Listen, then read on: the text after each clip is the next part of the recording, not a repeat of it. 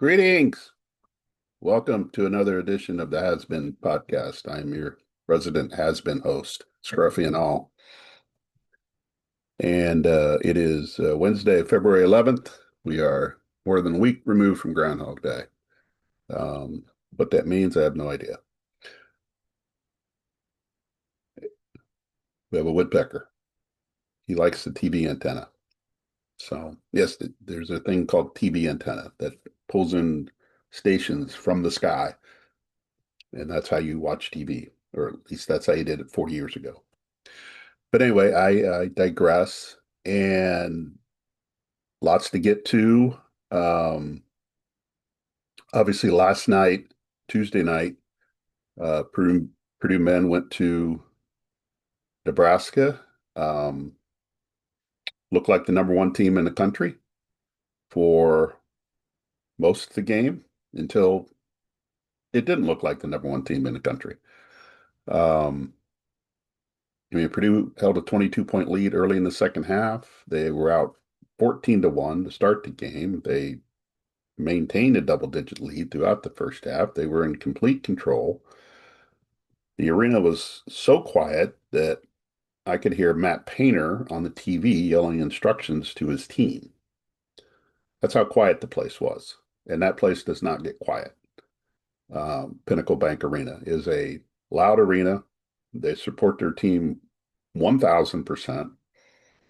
But when I can hear Matt Painter sitting in my chair at home, several states away in a different time zone, Purdue did its job on the road in the first part of the game. They silenced the crowd, they hit their shots, they were playing defense, they rebounded from start to finish. There's no question about that, and rebounding won the game for them at the end, especially on the offensive glass. But Purdue appeared it was ready to start this stretch to play itself back into the Big Ten title contention. Not that they're completely out of it, but they were in a they were starting a very small margin for error stretch against the teams above them, and one loss in the stretch, uh, assuming everybody above them, and in particular Michigan, takes care of business, then one more loss in the Big Ten, and Purdue likely cannot win the Big Ten or at least gain a share of the Big Ten based on how this thing's going to play out. But we'll get to that in a minute. So the way Purdue started the game, you felt like, okay, their experience is kicking in. This team's ready to go and understands what's in front of them. And, here we go. They're hitting shots. They're rebounding. They're taking care of the ball. Their defense is solid. They're getting help off the bench and all those things that you saw in the early part of the year, the early part of the Big Ten season, were happening. And then it didn't. They probably leaned too much on shooting threes. They shot 46, which is a program record for a single game. Um, they continued to rebound, though. They had some, you know, uh, bad turnovers. But the other part of it, Nebraska got itself going. And you have to look at that. They're at home. They finally strung some shots together. They got some defensive stops, got their crowd back into it. And then that momentum started to roll. But still, Purdue's up 14 with 2.40 to go. The ESPN Gamecast there says 99.2% win probability. Don't you feel good about that? You should. But it unraveled. 15-1 um, run to close the game, close regulation by Nebraska, and then Purdue ends up winning in overtime. But they trailed. They were down, um, and they needed to get through a chaotic play to get Oscar Clough the ball, and he scored. He was fouled. But the reason why Purdue was in this position, in part, and I think the main reason they were in this position is because they just missed free throws. And you had guys at the line that don't miss free throws. CJ Cox, 88% free throw shooter, misses two. Pluff's going 1 for 2 at the line. Braden Smith's missing a free throw. Fletcher Lorry's missing a free throw. I mean, guys that you would expect to hit free throws don't do it. And you don't hit 100%. I get it. But you don't go 1 for 5 in the final 46, 49 seconds of regulation and usually win that game. If you hit, you know, you're 1 for 5, you're 3 for if you're 3 for 5, you win the game. It's easy always to look back on that, but but they found a way, and I think that's the thing that you take out of it. But you didn't expect them to miss free throws. You expected them to rebound well, which they did. They crushed Nebraska on the boards. You knew they'd have trouble defending the 3-point line with their big guys, and Rink Mass made them pay a handful of times out on the perimeter. Fortunately for Purdue, he fouls out, so you didn't have that threat. But Purdue figured out a way to make a play at the end, make some plays at the end. CJ Cox in regulation and overtime hit some threes. Um, but as I said, I think they relied too much on the three. As Painter will say occasionally, they lost their mind. I don't know if I'd go that far, but they needed they probably needed to run some clock, go inside, get fouled, hit your free throws, and go from there. Just kind of slow the game down a little bit. Instead, I thought they took too many quick shots, and with the shot clock still having time on it. Not that you want to run it down to the end, but there were opportunities there to work the clock down, slow the momentum of the game, slow the tempo of the game, work the ball inside, get the best possible shot you can. Sometimes the best possible shot is, you know, Braden Smith from mid range. Sometimes it's going inside to Kaufman, Wren, and Club. Other times it's Fletcher, and other times it's CJ Cox. So it's not necessarily always a layup, but you're just getting the best shot possible. Instead of 15 seconds on the clock, you're jacking up a three. Um, it seemed like they had lost their mind in the aspect of how did we get a 22-point lead? Now we're we're not doing the things that we did to get a 22-point lead, and that's a little concerning. But the big picture of this all is this, in my opinion: you spend November, you spend December, and you spend January uh, trying to improve, uh, working out things, getting rotations set, um, and focusing on, taking the necessary steps to put yourself in a position as you get later in the year to have a chance to play for a championship.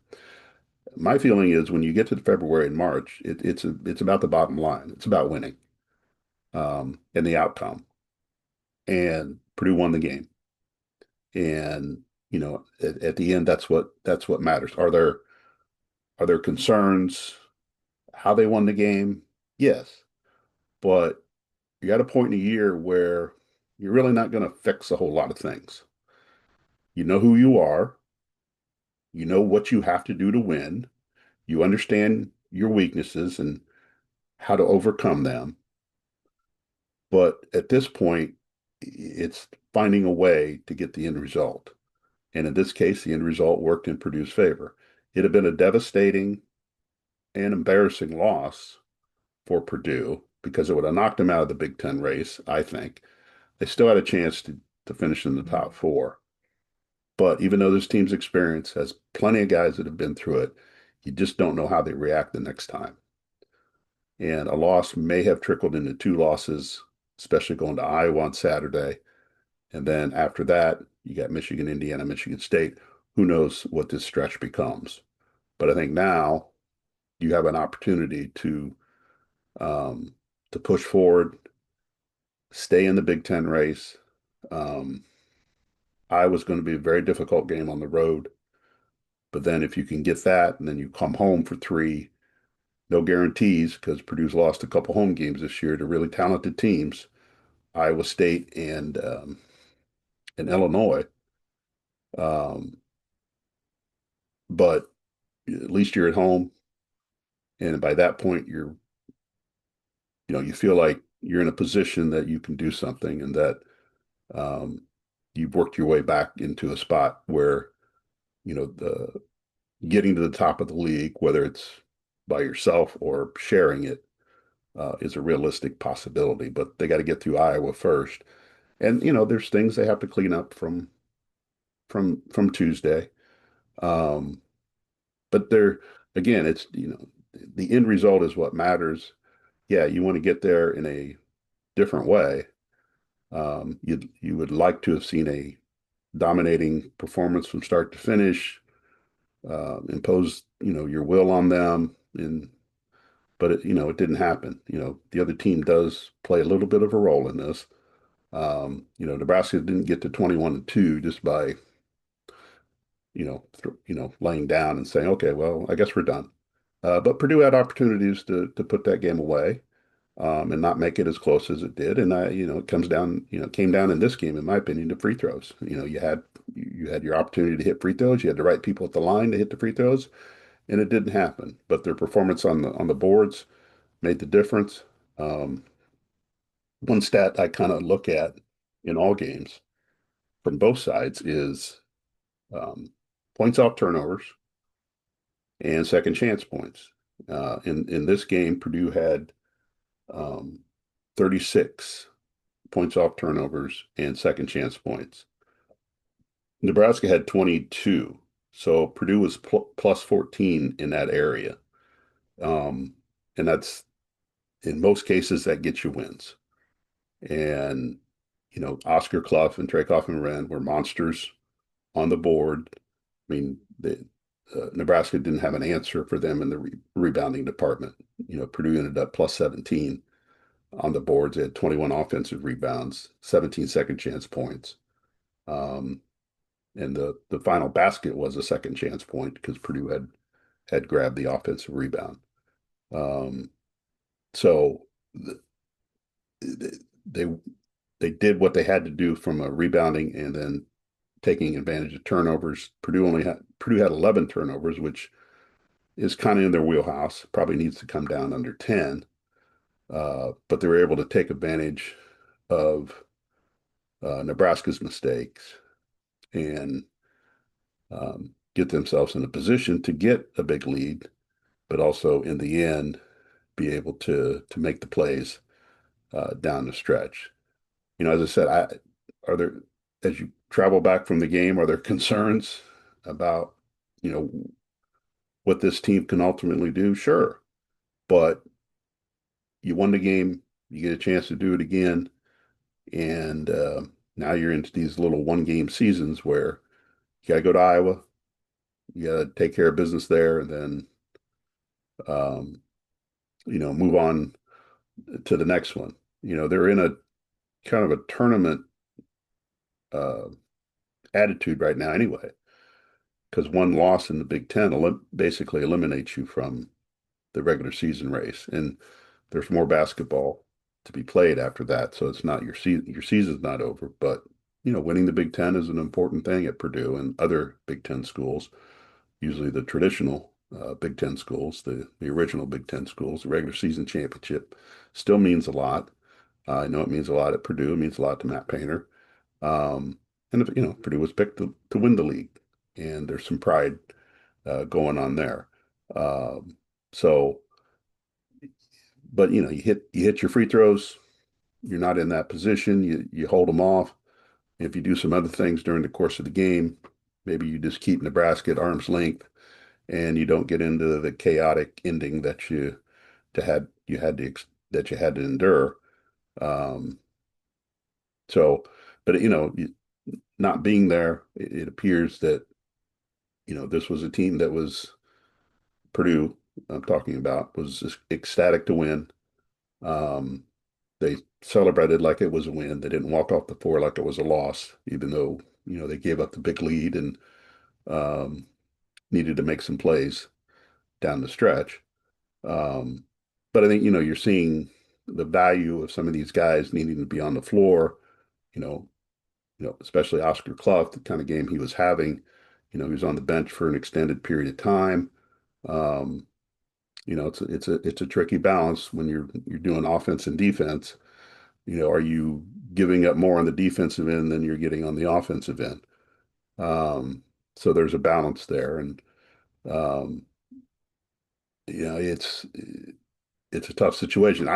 One stat I would like to see, and it's an analytical stat, is how many three-pointers have opponents hit over Purdue centers?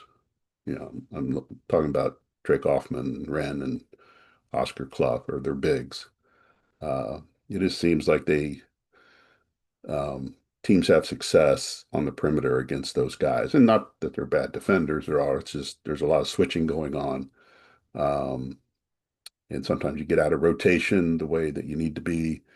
Um, so that would be something I'd like dig up and you know find out a little bit more about that because it seems to pop up a little more and more. Again, you can go back to the game winning UCLA play that they made from three. Go back to Illinois and Keaton Wagler um, taking advantage of those switches out on the perimeter with Clough and Kaufman Wren. And there's been other games where that's happened. I would like to see numbers to see how much of that is a concern, or is it just if it's not a concern, and if it is a concern, what do you do about it? If you're Matt Painter and teams with mobile centers, post players, um, you know, I think you have given Purdue problems this year out on the perimeter and their ability to shoot the three. And when you do that, you're taking one of your better rebounders off out of their area, to potentially um, rebound. Now, that was not the case last night, or if they were out of their area, they still tracked them down. Um, 33 rebounds between those two guys. They almost out rebounded Nebraska on their own. And if you eliminate Nebraska's four team rebounds or dead ball rebounds, then Kaufman, Wren, and Clough were even with Nebraska's team at 33 apiece. It just shows you how dominant that they can be on the boards, um, and that they probably need to be like this, not plus 17 every game, but they probably need to be like this during this stretch. And as you get into the end of the year here, and then you get into the Big Ten tournament, and you get the NCAA tournament, rebounding is going to be a huge, huge thing for this team. Um, and that's why they went out and got Oscar Clough. And that's why you move Trey Kaufman Wren to the four. Maybe he rebounds a little bit better from that spot, or you also need your guards to rebound well. And, Braden Smith almost had a triple double last night because of his 8 rebounds, 10 assists and I believe 13 points or something like that. So um, rebounding is huge for this team. It was the difference, I think, in the game, and being able to get those, offensive rebounds and get the second chance points. I do think Nebraska kind of slowed that down in the second half. Didn't give them as many offensive rebounds um, through a stretch there in the second half after Purdue got up 22. Whether um, Nebraska's 1-3-1 defense played a role in that. Um, I'll save that for someone who's a little bit smarter than me to figure that out. But Nebraska's changing defenses a little bit, probably threw Purdue off some, but you've got to adjust. You've got to get out there and make plays. You have enough experience on this team that you don't need to take timeouts all the time to get things set. I mean, these guys have been through it enough. Eventually they got to figure out, but eventually have to hit shots. I thought they're a little quick shooting the threes in the shot clock as you got later in the game. Um, and that's something that probably needs to be addressed, and they need to be better at when you get in late game situations. Um, so, but there's a lot to digest from it, a lot to like, and then a lot to you don't want to see again type of thing. Not that you're going to fix everything at this point, but there's just some things you just don't want to see again. And I think if Purdue's in this situation again, it could be Saturday at Iowa. That you got to hit the free throws. I mean, At the end of the day, you got to hit the free throws, and that's something they didn't do enough. Now going to Iowa, you know, Iowa plays Wednesday night. They haven't lost since losing to Purdue at Mackey Arena in January. If you remember, Iowa started the second half. They get out by 9. Uh, Purdue called a timeout, and then Braden Smith kind of took over at that point. Iowa hasn't lost since then. They're playing Maryland on Wednesday. That's a game they should win. So they're going to come in Saturday. It should come in Saturday with a winning streak and feeling really good. Bennett Sturts at 36 points over the weekend, career high, as they beat Northwestern. This is a good Iowa team, a really good Iowa team with a bona fide legitimate scorer uh, that Purdue's going to have to um, pay attention to and not let him dictate the game. He got in early foul trouble at Purdue, but he didn't sit very long. Um, he picked up 2 quick fouls, but then um, he came back in a couple minutes later, and it was not an issue for him later on. But they had some guys in the first game hit some threes, hit some shots that they normally don't. Um, if they get that kind of performance again, Purdue's going to be in for a long battle. Um, with Iowa. Again, you're on the road. I know they haven't drawn great from a crowd perspective this year, but I wouldn't anticipate, especially if Iowa comes off the win against Maryland and the winning streak that they're on, that the Carver Hawkeye will be packed on Saturday, and Purdue's going to have to deal with another hostile environment, which usually is every time they go on the road. Um, but again, at the end of the game, you got to hit those free throws, you got to take care of the ball, and you got to rebound. And you know, Purdue leans on those things to get it done. So it's Iowa, and then you got the home stretch with Michigan, Indiana, Michigan State after that, and we'll see if you get to early next week and Purdue's still in this Big Ten race, and Michigan, Illinois lost to Wisconsin at home, brings them back to the pack a little bit, even though Purdue does lose a tiebreaker with Illinois since they lost, but Purdue's tied for third as of this recording, um, tied with Nebraska and Michigan State at 10-3. They're half game back of Illinois. Um, and by the time we get to next week, Purdue could be in second place. But we're all kind of gearing up for the Michigan game next week, next Tuesday.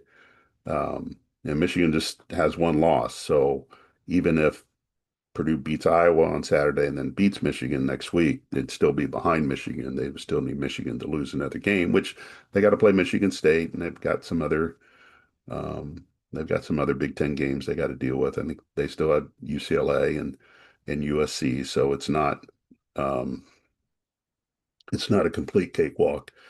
But probably the best Purdue can do when it comes to the Big Ten title is probably share it. It would be hard to win the thing outright. You would have to have um, you'd have to have Michigan come back to you. You'd have to have Illinois come back to you. You'd have to finish ahead of Illinois since Illinois beat Purdue. Um, but I think the opportunity to potentially share this thing is certainly alive, and especially alive after last night. But again, I don't think that they can afford another loss and have any hope of sharing the Big Ten title. It just, Michigan's not going to lose that many times. It's just not going to happen. And I think the thing for this team is to get itself in a position um, as you get to the end of the regular season and in the Big Ten tournament that you can put together a run once you get to the NCAA tournament and do the things that you set out to do this year, and that's go win the national championship. Switching to women's basketball, um, the Boilermakers have hit a rough patch. Um, they've lost 6 of 7. As I think we mentioned last week, I think we talked after the Penn State loss. That was the start of a 3-game stretch, in my opinion, that could have wrapped up a Big Ten tournament berth for this team. It still can. But since then, they lost at Indiana, which is not a surprise. Um, I didn't think that they would go down there and win. I wouldn't have been surprised if they won, but I would not have picked them to win at Indiana on that Sunday.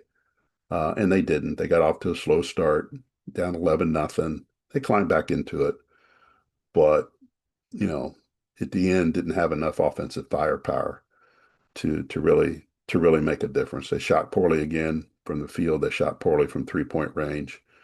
Got crushed on the boards. The one thing they're doing well right now is taking care of the ball. They only had 8 turnovers in that game. And if um, you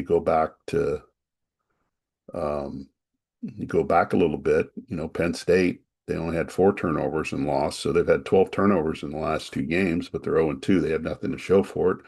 And they've scored like 42 points off opponents' turnovers in the last 2 games. And again, you don't have a win to show for it. Sunday's game, uh, Tara Day and Kiki Smith, 2 of their top scorers, got in early foul trouble. It kind of took them out of the mix in the first half. Purdue got down 11-0 in that game, came back. They were down 3 at the end of the first quarter. And, you got to midway of the second quarter and they were in good, still in good position. And, uh, probably the reason why Katie Jones didn't bring back either Day or Smith is because they were right there and he didn't want them to pick up their third foul. But as the second quarter played out, the game got away from Purdue and you're down double digits at halftime. And that, that's a pretty big hole for this team. Doesn't have a lot of offensive firepower. And, they got down 19 in the third quarter. They did get it within 10 going into the fourth, but Indiana hit them with 11-2 run and the game was over. Um, they had a IU had a player who didn't score in the first meeting 2 weeks ago that went for 12 points and 10 rebounds, and Odessa, um, foreign player that actually Purdue looked at when she was in the portal last year. Um, but that was a difference. But Shea Chesky from IU had another big game, almost had a triple double, um, 29 points, 12 rebounds, and 8 assists. And she had a big game at Mackey Arena, but none of the others really had any games of significance. But at this time they did. So, Purdue's lost 13 straight at Assembly Hall. Um, if you're not going to beat this IU team on the road, when are you going to do it? And Purdue just not equipped at this point to go on the road and win that game um, at Indiana. Um, so what's next for them? Um, I still think they're in decent position to make the Big Ten tournament. Top 15 teams go, but I think they're facing a must-win Saturday against Rutgers to get this done. Um, they have 3 wins in the Big Ten right now, and if you win Saturday against Rutgers, you get to 4, and that I think that'll be enough to get them in, even if they would lose the rest of their games after that. Um, you would, I'll say back in a little bit, but you wouldn't be going in probably with a lot of momentum when you look at the schedule after Saturday, because Purdue plays Iowa, play Maryland, um, play Oregon. Um, they finished the year at Northwestern, so there's not what you would call wins on the schedule that would make you feel good about it. I will say this: if Purdue doesn't beat Rutgers on Saturday, then I don't think they'll win another game this season, and they will not make. I don't think they will make the Big Ten tournament at that point. Now they could back their way into it um, because Penn State has one win right now. Rutgers is at the bottom. Northwestern might get up there, but it's more based on what the teams below Purdue won't be able to do. Now, Rutgers and Penn State play each other again, so one team has to win, excuse me, that game. But I don't see those teams rising up. So if Purdue can get the 4 wins, I think they're in. Now they'll probably be the 15th seed, maybe the 14th, depending on how it all plays out. But they would be in, and the question then becomes: is that enough progress? Um, Progress can be defined however you want to look at it. They did something they didn't do last year, and that's make the Big Ten tournament. So is that progress? But how does it look? How does it feel different? Does it look different than it did last year? If they back themselves into the Big Ten tournament, it may not be really different from last year, even though they didn't make last year's Big Ten tournament. I mean, if you're just judging on the results of it all, yeah, getting in the Big Ten tournament is progress. But how did it come about? That's why when you know people will ask, it's like, well, what do they need to do to show progress and all that? I mean, you may get more wins than last year, but have you made enough progress when you look at it? And that's to me, that's the question. They may make the Big Ten tournament, but did they actually make progress this year? Because there's so many factors that go into all this. It's the other teams too that play a role in this that could prevent you from getting in or allow you to get in. But I do think if they win Saturday against Rutgers, then I think they'll get in, even though they might lose out after that. And if you'd beaten Penn State like they should have, then you wouldn't be having this conversation. You would feel good about being in. You'd probably be going after your fifth Big Ten win, and um, you wouldn't need to be worrying about it. The one thing that this program must avoid is needing to go to Northwestern in the last game of the year and needing a win to get in the Big Ten tournament. I think that would be a very difficult task for this team to go on the road. That will be Joe McEwen's last regular season game, might be his last game overall after a 40-year coaching career. The last several years spent at Northwestern. So they're going to have a big crowd, going to have a rocking chair, going to have all that stuff for Joe. And then can Purdue go in there and win that game when they need to win that game? It would be an elimination game. And I think Saturday against Rutgers is kind of an elimination game for Purdue to see if they can make the Big Ten tournament. Rutgers is not very good, but said the same thing about Penn State, and Penn State beat Purdue. And Indiana's not that good, but they beat Purdue. Now, Purdue beat them 2 weeks ago. But if you lose to Rutgers, maybe Purdue's position in the league this year is at the bottom. I mean, you try to deal with reality as much as you can. You don't want to think that Purdue's at the bottom of the Big Ten. But the results last year and the results as of right now tell you that this is where they're at. Um, and then how do they get out of it? That's the next question that would need to be answered. Um, and beating Rutgers doesn't solve all that by no means, but at least it gets you to another point that you were not at last year, and you can tout progress in some fashion. But um, we'll see how this all plays out. They're not shooting the ball well, as I mentioned. They've not been good from three. They're getting enough shots. They took 78 against Penn State, took 69 against Indiana. They're getting enough shots. They're not hitting them. Obviously, they need Madison Layden-Zay to to be the 3-point shooter that she is, since she holds the career 3-point record. Um, they need other players to step up and hit shots like they're capable of doing. And, shooting comes and goes. It's all that kind of stuff. And it'd be one thing if they were hurting themselves in the turnover category, but they're not. They're not hurting themselves in turnover. Defensively, they're not as strong. Um, and then, um, rebounding, they got crushed. The disappointing thing about the rebounding is A, they got crushed, but B, they got crushed by a team that doesn't have actually a post player. Um, I mean, they have post players, but they don't have a post player.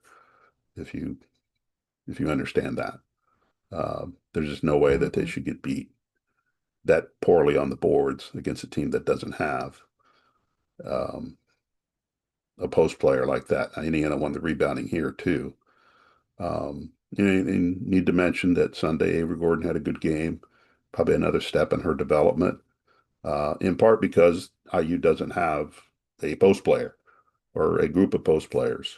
Uh, and, Purdue went inside to her and she carried them for stretches as she should, but, you know, she missed some shots that she needs to hit. She was 7 of 14 from the field, which is 50%. But in this situation with her 6'7" frame and going against a team that doesn't have post players, she needs to be 10 for 14, 11 for 14. Maybe in a year she is 11 to 14 instead of 7 for 14. Still a freshman, still doesn't have a lot of game experience because she doesn't play a lot of minutes. Um, Now she's playing in double digit minutes, but she's not playing 30 minutes a game, and she won't play 30 minutes a game this year. Her high water mark, in my opinion, is 20 minutes a game. Um, but she can be an effective scorer for them. And they did a good job of getting her the ball. She's usually a catch, turn, and shoot type of player and score. She keeps the ball high. She does a lot of good things fundamentally from that standpoint. But you also get in a game and you get rushed a little bit, and the adrenaline's going, and but you need that experience. You need to go through that several times to understand, um, how to manage that and put yourself in a better position. You got to get position on the block early, all these fundamental things that you hear about and all that. But she had a good game. It was another step in her development, I think. Um, but they need more. They need more offense. You also remember, and this is not, I'm not going down the excuse lane here, because I just don't know about this player because we haven't seen enough of her. But they played most of the year without a true point guard. Taylor Feldman hurt her back in the offseason, tried to play in November, um, had a couple games where she played extended minutes. The parts that we saw that she has played, there's some flashes there. There's some things you could tell, why they recruited her, but they played, 90%, 85, 90% of this year without a true point guard.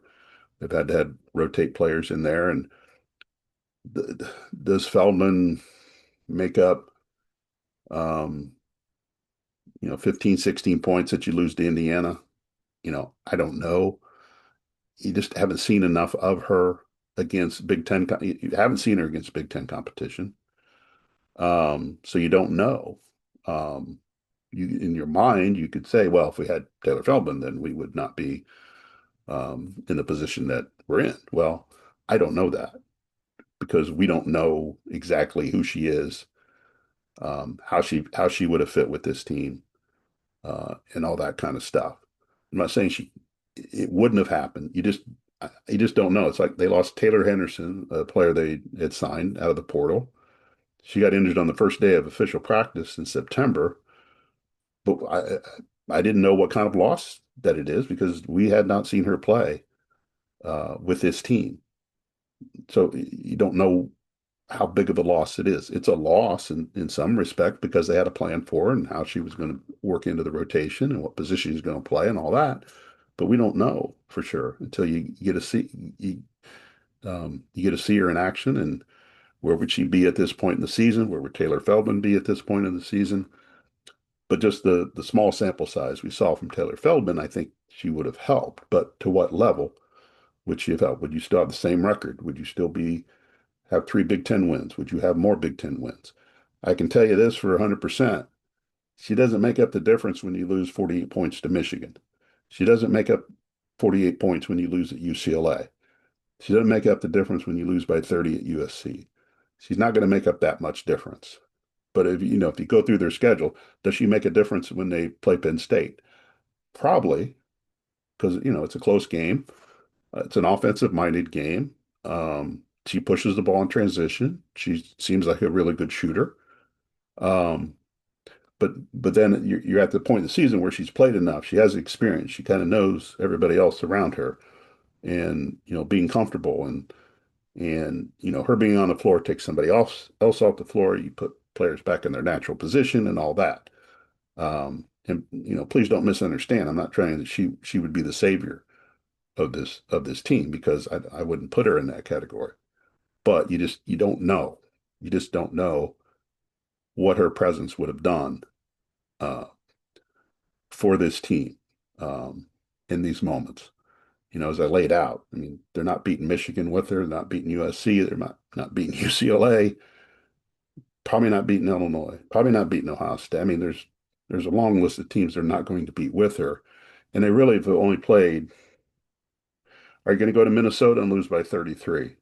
Maybe you don't lose by 33, but you're probably going to lose. Um, are you going to beat Michigan State with her? Not the way that game played out. You're not because you're down 25 points at halftime or 20 set, whatever you were down. So they really haven't played a lot of close games in the Big Ten from games that they lost. Penn State's the one that comes to mind. Now you beat IU here, you beat Washington here, and you won at Wisconsin without her. But she would have made a difference, but to what level, I think, is really unclear and how that would have all played out. Now the question is she going to come back? Does she want to come back? Can she get a redshirt year because she is a senior and technically she would be out of eligibility? Does Purdue want her back? Does she want to be here? How does she factor into their plans? I personally think that, and Katie does have revenue share money left over from, um, you know, last year because the money's good until June 30th of 2026 in this first wave of revenue share. She has money left over. Are you going after another point guard type of player to really push this program forward? So those are questions that you would think were being debated right now inside the program and what direction they're going to go and all that. I think we'll get clarity uh, on Feldman's situation likely as we get closer to senior day, which would be against Oregon at the end of the month, about whether she would come back. She's coming back.